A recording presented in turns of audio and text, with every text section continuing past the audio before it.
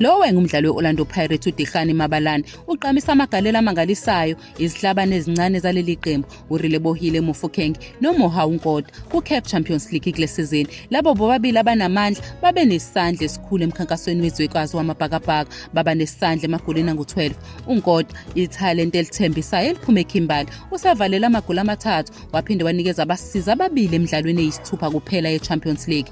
uMofokeng ongumdlali weBafana Bafana usengeza amagoli amane nabasizi abathathu emidlalweni engu-12, ekhombisa ukuvuthwa nokungashintshi kwakhe esiteji esikhulu. uMabalane oyilungu eliqavile leqembu elinomlando we-Orlando Pirates elazuza i-double treble ukholelwa ukuthi laba badlali abasebancane bangaphezulu nje kwamalungu esquad baletha ushintsho olukhulu futhi bayakwazi ukudlala ngaphansi kwengcindezi. Ngaphandle kokuncoma intsha, uMabalane ubona kuyithuba lengempela lokuthi iqembu lakhe lakudala liphonsele iMamelodi Sundowns inselelo yesicoco seBetway Premiership. Ubheka lesizini njengelinye lamathuba angokoqobo ePirates okulwela udumo lwasekhaya, esho ukwenza ngcono nezinga lokudlala eligculisayo uma kuqhathaniswa nemikhankaso edlule.